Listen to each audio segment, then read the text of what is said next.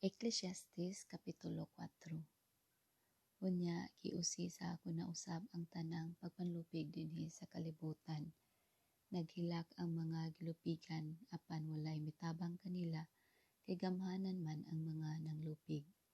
Nasina ako ni adtong nangamatay na mas maayo pa sila kahimtang kaysa mga buhi.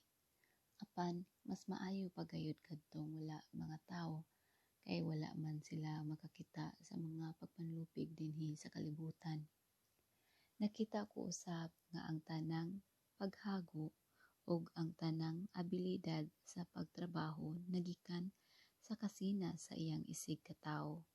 Busa wala kini kapuslanan. Sama ra kini sa tawo nga nagdakop og hangin. Nag-ingon sila nga buang ang tawo nga magkiyugpos lamang ug magpakamatay sa kagutom. Tingali husto kini, apan mas maayo pa nga makabaton bisag jutay lamang basta may kalinaw sa huna-huna kaysa daghan apan nagkapuliki sa tanang panahon aron pagdakop og hangin. May lain pagayong butang sa kinabuhi nga walay kapuslanan.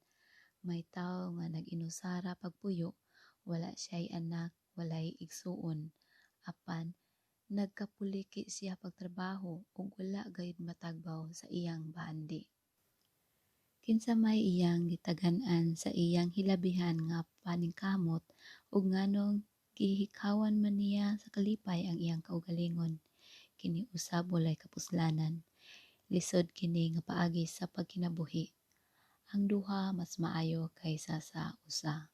Labaw nga mabungahon ang ilang pagbuhat kay may katimbang man ang usag-usa. Kung matumba ang usa, tabangan siya sa iyang kauban. Apan kung mag-inusara lamang siya ug unya matumba, wala gayoy makatabang kaniya. Kung tugnaw, magdulog sila ug mainitan. Apan kung ikaw rang usa, dili ka mainitan. Ang duha ka tawo makapanagang konsulungon, apan sayon buntugon ang mag-inusara. Ang pisi nga tulo kalubid, lisod bugtuon. Ang kabus ug kagikan o kaha ang tawong nabilanggo adunay kahigayunan nga mahimong hari sa iyang nasod. Apan kung ang iyang pagkatigulang dili siya maminaw og tambag, mas maayo pa kaniya ang batan-ong kabus apan maalamon.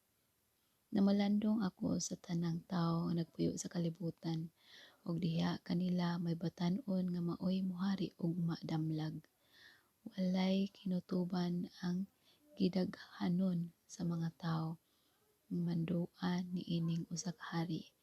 Apan inig kamatay niya walay maghandom sa iyang nahimo.